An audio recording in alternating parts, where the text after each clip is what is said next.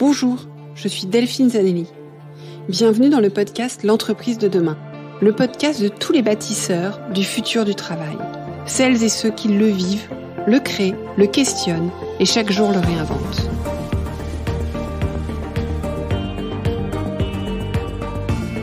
Une entreprise plus vertueuse et soucieuse de son impact social pour une société meilleure.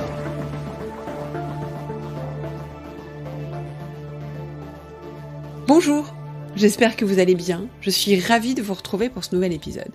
Vous me dites régulièrement que vous souhaitez engager davantage vos collaborateurs, leur permettre de trouver plus de sens dans leur travail, renforcer votre collectif pour maximiser vos résultats. Vous me dites aussi régulièrement que vous écoutez ce podcast parce que vous souhaitez expérimenter une nouvelle pratique managériale. Alors je vous propose de le faire ensemble, sur vos temps morts, de mettre à profit l'été, de le faire en toute autonomie, tout en étant guidé, accompagné par moi et soutenu par un collectif. Et pour cela, d'intégrer la prochaine cohorte du programme de développement managérial L'entreprise de demain pour enfin passer à l'action. Ce programme, il a été conçu à partir de retours d'expérience de dirigeants pionniers. C'est donc très concret, très pragmatique et accessible à tous. Je vous vois venir, vous n'avez pas le temps. Alors ça, je ne veux pas l'entendre. Je l'ai conçu pour que vous puissiez avancer avec 1 heure par semaine. Et c'est pas 1 heure d'écoute théorique, c'est 1 heure de mise en pratique. Très exactement, 5 minutes d'écoute de podcast pour s'inspirer, pour se lancer, et 55 minutes de mise en pratique guidée par un cahier d'exercices. Par ailleurs, j'ai conçu une approche méthodologique unique pour déjouer tous vos freins à l'action. Faciliter votre mise en pratique, vous donner des repères de progression et surtout valoriser vos avancées pour vous donner confiance et pour que vous soyez inarrêtable. Donc, la bonne nouvelle, c'est qu'en fait, cette cohorte, elle démarre très prochainement. J'ouvre les inscriptions entre le 15 juin et le 15 juillet prochain. Par contre, il n'y a que 50 places ouvertes, donc première arrivée, premier servi. La deuxième bonne nouvelle, c'est qu'il y a une offre spéciale pionnier, et pour 1 950 € au lieu de 2 950 €, vous allez bénéficier de l'accès à 2 thématiques, 3 coachings individuels, 12 calls de mentoring collectif, et du peer coaching, ou bien, si vous préférez, du coaching 2 à 2. La troisième bonne nouvelle, c'est qu'il y a 2 autres bonus, mais ça, je ne vous les dirai que lorsqu'on se parlera. Donc l'idée, c'est que vous mettiez à profit les temps plus calmes de l'été pour enclencher une nouvelle dynamique. En septembre, vous serez lancé, vous embarquerez vos équipes, on ne vous arrêtera plus, et vous terminerez l'année avec la satisfaction d'avoir progressé, fait progresser votre équipe et votre entreprise. Pour cela, dès aujourd'hui, rendez-vous sur l'entreprisededemain.com, tout attaché, allez dans demande de rendez-vous, afin que je puisse échanger avec vous, vous présenter les thématiques, vous regardez quelles sont celles qui seraient les plus pertinentes pour vous, vous faire une démonstration de la plateforme complète, et si besoin, réfléchir avec vous au moyen de vous le faire financer par votre entreprise ou par vous-même. Je vous mets tout dans les notes de l'épisode. Passons maintenant à l'épisode du jour. J'ai le grand plaisir de recevoir aujourd'hui Majda Vincent. Majda est DRH de Sodexo France et nous échangeons sur le programme de transformation managériale qu'elle a enclenché il y a un peu plus d'1 an, le leadership empathique et collectif. Majda partage ici à la fois les fondements de la transformation et comment ils sont venus réancrer les fondamentaux de Sodexo. Les détails de l'expérience qu'elle propose de faire vivre aux managers, puisqu'elle le dit bien, ce n'est pas une formation mais une expérience. Les premiers retours, les premiers impacts qu'elle constate, aussi bien sur l'équipe managériale que sur les collaborateurs. Et Majda termine en nous donnant des conseils pragmatiques, issus de son expérience pour mener une transformation managériale. Un épisode pépite, inspirant, concret, tout ce que l'on aime dans l'entreprise de demain. Écoutons-la.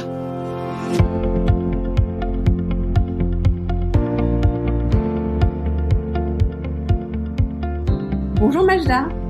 Bonjour Delphine. Merci, je suis ravie de te parler. Enfin, on a eu du mal à se parler et du coup, c'est chouette parce que le sujet dont on veut se parler, c'est quelque chose qui a beaucoup mûri chez vous et donc tu auras un retour d'autant plus riche. Mais avant tout, pour nos éditeurs, je te propose de te présenter. Oui, alors donc je suis Majda Vincent, je suis maman de 3 filles et j'occupe le poste de DRH au sein de Sodexo depuis un peu plus d'1 an. Et bien avant cela, j'ai eu aussi les mêmes expériences en tant que DRH chez Ikea, chez ISS, et puis bien avant des postes d'opérationnel, notamment de call center, directrice de call center e-commerce et directrice de magasin. Voilà un petit peu sur mon parcours qui est à la fois rythmé par de l'opérationnalité et de la fonction RH. Donc Majda, depuis que tu es arrivée chez Sodexo, tu as travaillé sur la transformation, en fait, l'évolution des modes de leadership et des pratiques managériales, mais d'une manière bien spécifique, puisqu'en fait, tu es reparti un petit peu des fondamentaux de Sodexo. Donc, est-ce que tu peux nous raconter ce que tu as mis en place et pourquoi tu l'as mis en place? En fait, merci de préciser le point des fondamentaux, parce que cette transformation, effectivement, que tu viens de nommer, elle part de finalement qui est Sodexo, cet ADN. Donc l'objectif, ce n'était pas de changer de culture, de changer finalement qui était et puis les fondamentaux de l'entreprise, mais plutôt de les remettre au centre finalement de nos préoccupations, de notre quotidien, de les repréciser et surtout de s'aligner ensemble sur ce qui est attendu. Et donc c'est une transformation que l'on a menée depuis, je dirais, 17 mois maintenant, qui est une transformation à un angle 360. Toutes les parties prenantes vivent ce nouveau programme qui vient justement soutenir la transformation que l'on est en train de mener au sein de Sodexo France. Et donc, ce programme, cette transformation, elle a un nom précis, puisque c'est le leadership empathique. Tout à fait. Le leadership empathique et collectif, je préciserai, puisque l'objectif, il est vraiment, on a bien vu autour de différentes enquêtes que les salariés attendent de plus en plus de la considération, de l'écoute, de l'empathie, et viennent ensuite les autres compétences attendues par leur manager. Et donc nous, ce qu'on a souhaité en partant de finalement qui on était comme entreprise et de ce que Pierre Bellon a laissé comme héritage, et donc on a voulu préciser finalement ce point de départ qui est finalement qui je suis, le self, le soi, comment j'apprends à mieux me connaître, et ensuite je peux faire ce mécanisme ou ce mouvement d'empathie, c'est-à-dire se mettre à la place de l'autre, se mettre dans les chaussures de l'autre. Et quand on a réussi à faire ce pas-là, eh bien, qu'est-ce qui se passe? Le chemin relationnel avec l'autre est plus efficace. Et ensuite, ça se passe à 2 puis à 3, et donc on passe à du collectif. Et le collectif est une des valeurs de Sodexo, qui est l'esprit d'équipe. En fait, ça rassemble, ça reconnecte l'ensemble des salariés, et je pense que dans le monde dans lequel on se trouve, cela fait énormément de bien à l'ensemble du management qu'on se rassemble autour de ça. Et ce programme, c'est un programme expérientiel, surtout pas une formation. C'est-à-dire? Eh bien, il se passe déjà, c'est un programme qui se passe sur quelques mois et qui durera au-delà de ce programme. Il y a ce qu'on appelle un échange en amont, où on explique ce qui va se passer. On a bien sûr communiqué sur les intentions de ce programme. Les managers font un test, un micro-test qui s'appelle Praditus, qui veut dire douance, parce que tout le monde est doué, tout le monde a cette douance en soi. Et l'objectif, c'est un moment introspectif. Donc, c'est du self. Ils apprennent à se connaître ou à mieux se connaître ou à confirmer ce qu'ils savent ou ce qui est dans l'angle mort. Ensuite, ils ont un débrief avec un coach qui va venir leur débriefer et ce qui permet un échange. Ensuite, il y a le moment où ils viennent pendant 2 jours. Et ces 2 jours sont précieux parce que c'est de la pratique. Bien entendu, on reprécise qui est Sodexo, l'ADN, pourquoi on fait ça. Et on expérimente la pratique du feedback. Parce que c'est vraiment important, ce qu'on appelle la boucle de retour, c'est savoir donner et surtout recevoir du feedback, parce que souvent on n'accueille pas. Et accueillir, c'est aussi se faire du bien, se nourrir et grandir. Et ensuite, on fait dans toujours ce programme d'expérience des sessions de co-développement où on anime en mode co. On apporte aussi un éclairage sur la position méta, comment je prends du recul sur une situation, comment je débriefe a posteriori. Donc vraiment, on est de l'ordre de « je suis présent à 100%. » Et enfin, le J2, on est sur les neurosciences, sur finalement comment il est important de prendre soin de soi en tant que leader pour mieux prendre soin des autres. Donc on passe du soi le premier jour, de la pratique toujours le premier jour, et le deuxième jour, comment mon cerveau fonctionne et comment il est impératif de faire des pauses, des temps de respiration pour être un leader performant. Et ensuite, on atterrit en J2 sur le collectif. C'est une fois qu'on a bien voyagé, bien pris conscience de soi, eh bien, comment on construit ensemble un projet qui a du sens sur le territoire, pour l'équipe, au service de nos clients, de nos consommateurs et de l'entreprise.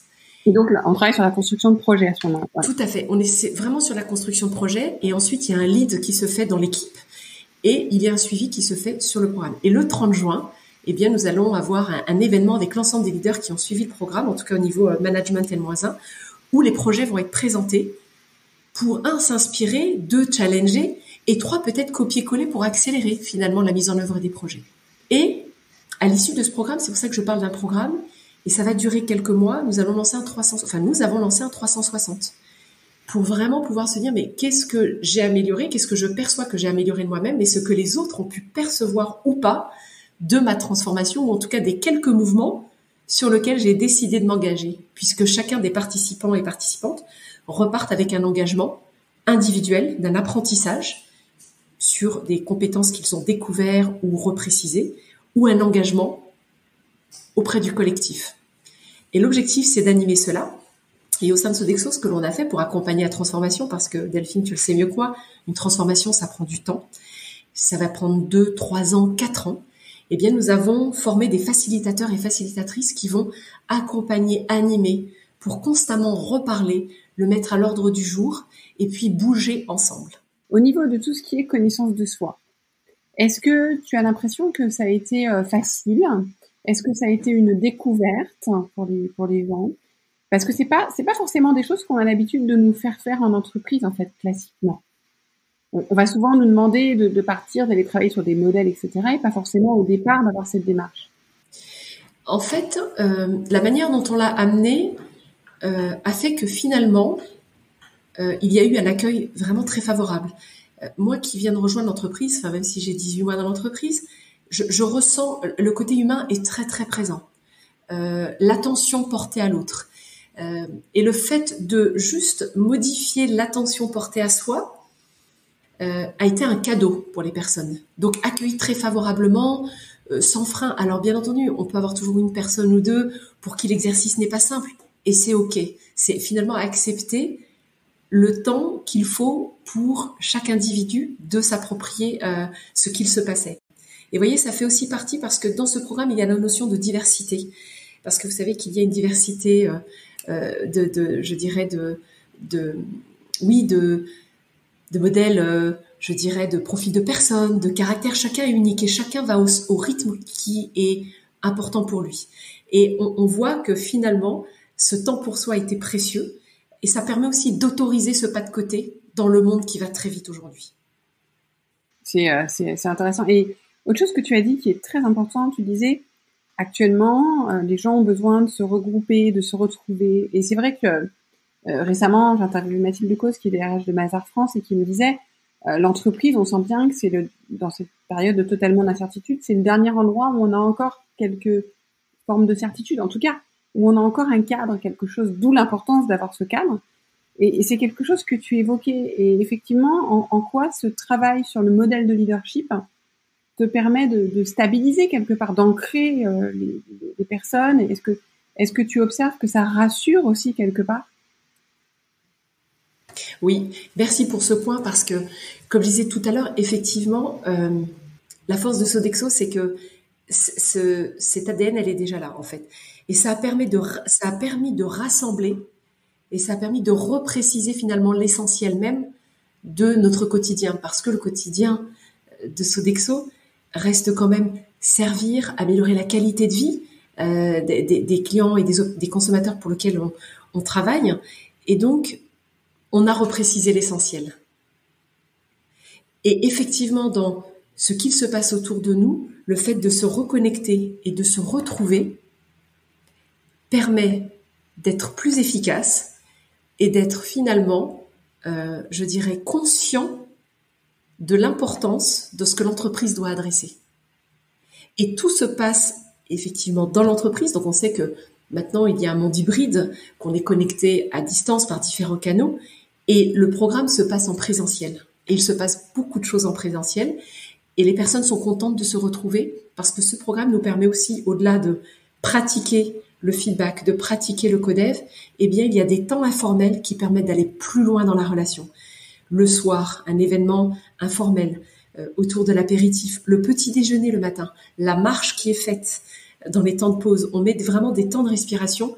Et oui, je confirme, ces temps-là sont importants, encore plus aujourd'hui. Et est-ce que tu as déjà observé des évolutions, des choses qui ont bougé, qui ont changé, des retours que tu as eus? Eh bien, c'est assez drôle parce que hier, j'avais un séminaire de 2 jours avec la fonction RH, où là, on était à un step différent, disant, voilà, fin juin, tout le monde aura suivi le programme. Donc, à date, nous avons plus de 900 personnes qui ont suivi le programme au sein de Sodexo, c'est-à-dire l'ensemble du COMEX France, les N-1, et là, nous sommes en train de déployer au niveau N-2, c'est-à-dire tous les responsables régionaux et toutes les fonctions support équivalentes, c'est-à-dire RRH, qualité, contrôleur de gestion, les achats. Voilà, toutes ces fonctions suivent le programme et à fin juin, plus de 900 personnes auront suivi le programme. Et donc, la fonction RH, je les ai rassemblés 2 jours pour leur dire, vous avez un rôle de transformation. Là, vous allez accueillir tous les managers qui rentrent du leadership empathique et collectif. Donc, c'est comment vous les soutenez. Donc, on les a mis dans une posture de coach, d'accompagnant, on va dire, et de challenger aussi, quelque part. Et certains RH m'ont dit, on voit déjà des choses s'opérer, on voit des choses se faire, des réunions qui sont en mode typiquement un facilitateur, c'est moins top-down, la relation est plus apaisée. Donc voilà ce qui m'a été remonté. Et je pense aussi que certains managers qui n'avaient pas conscience de leur mode de communication, de leur mode, je dirais potentiellement à des moments directifs, eh bien se mettent en position méta. Et s'ils ne le font pas, ils accueillent plus facilement le feedback de l'autre qui lui dit « Attends là, il y a quelque chose qui nous échappe dans ce qui est en train de s'opérer aujourd'hui. » Et comment est-ce que vous avez informé les collaborateurs de ce qui se passait? Parce que vous me dites les réunions en co, c'est vrai que si le collaborateur il n'a pas l'habitude que son manager agisse comme ça peut le surprendre. Ou alors il peut se dire on me manipule. Comment vous avez fait? Alors comment on a fait déjà? On a les RH, pas mal de RRH qui sont formés et qui ont l'habitude d'utiliser cette animation en mode co. Pas toutes et tous, mais en tout cas une bonne partie. Et donc, lorsque ça a été initié, il y a eu une pédagogie, une explication. On a vraiment un cadre en expliquant ce que c'est. Et typiquement, pour illustrer mes propos, une directrice régionale m'a dit eh bien, mes responsables de site m'ont remonté quelques problématiques ou quelques dilemmes. Et je leur ai dit, mais tiens, on va faire une pause et je vous propose de le faire sous un schéma différent, mode co. Ils se sont dit, non mais attends, c'est quoi ton truc? Ils ont dit, non mais nous, on n'a pas le temps pour ça, tu te rends pas compte, enfin le quotidien, c'est demain, c'est tout de suite. Et elle a dit, faites-moi confiance, ça va durer une demi-heure et on teste. Et donc, c'est de rassurer, de se dire, on teste, si ça vous convient pas, c'est OK. Et elle l'a fait, ça a été assez impressionnant parce que son retour, c'était, finalement, ils n'ont pas traité le problème en lui-même et ils ont orienté différemment le dilemme qu'ils avaient. Donc, en fait, c'est, encore une fois, être très situationnel, être pédagogique et puis surtout mettre du bon sens.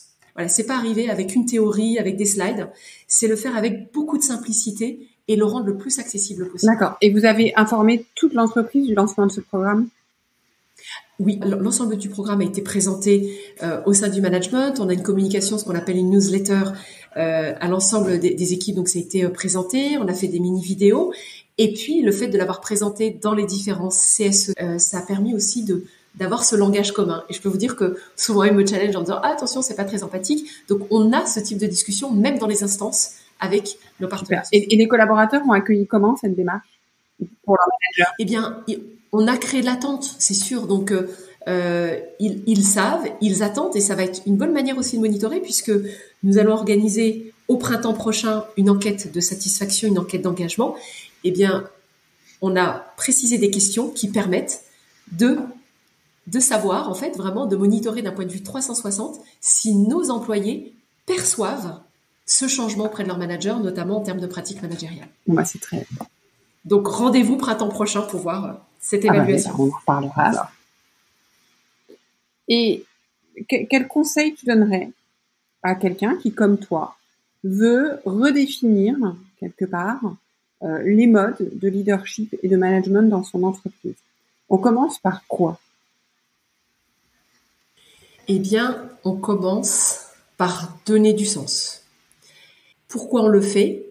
Et typiquement sur l'expérience Sodexo, de partir de qui on est.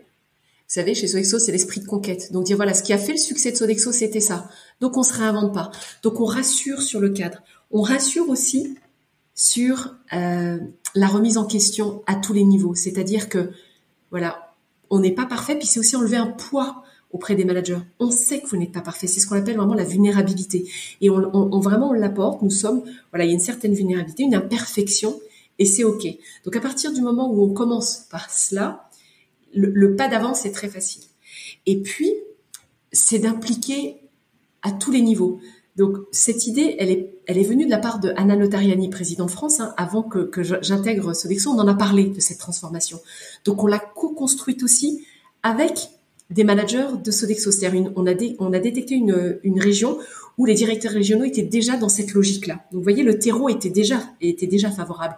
Donc, ce que moi, j'inciterais mes collègues à faire, c'est de regarder ce qu'il se passe, de pas partir d'une page blanche, parce que beaucoup de choses se passent dans les régions, sur le terrain. C'est plutôt de le mettre en lumière et de faire accélérer les choses. Et ce qui aide aussi, c'est que voilà, le top management doit être impliqué. Et il faut aussi déployer ce programme-là en mode, je dirais, mouvant. C'est du top-down et à la fois c'est du bottom-up. Pourquoi ? Parce que le programme, on l'a déployé en premier lieu par les directeurs régionaux et le COMEX l'a fait 3 mois après. Nous avons lancé ensemble ensuite les directeurs régionaux avec on va dire un rétro-planning annuel. Et plus on déployait le programme, et plus on avait des directeurs régionaux qui disaient j'ai une convention là prochainement avec mes responsables de site, avec mes responsables régionaux.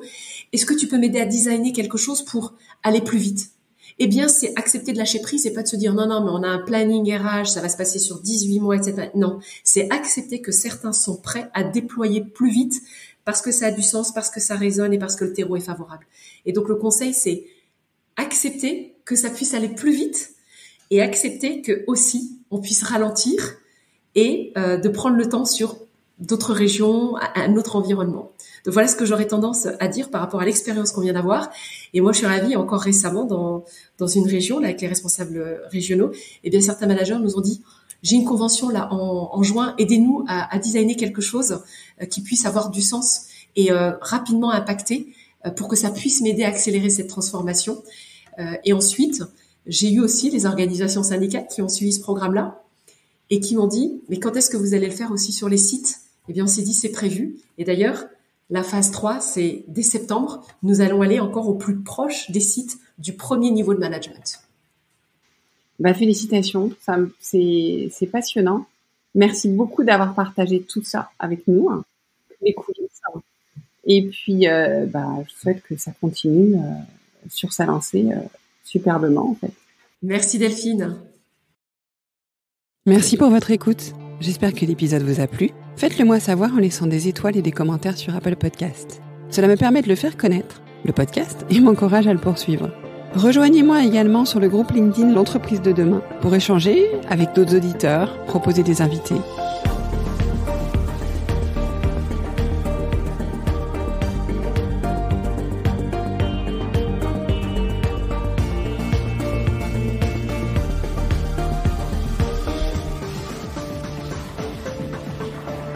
Je vous donne rendez-vous jeudi prochain pour un nouvel épisode. Cette série est produite par Delphine Zanelli et Ose Masterclass. Réalisation sonore Cyril Carillon et au micro Delphine Zanelli.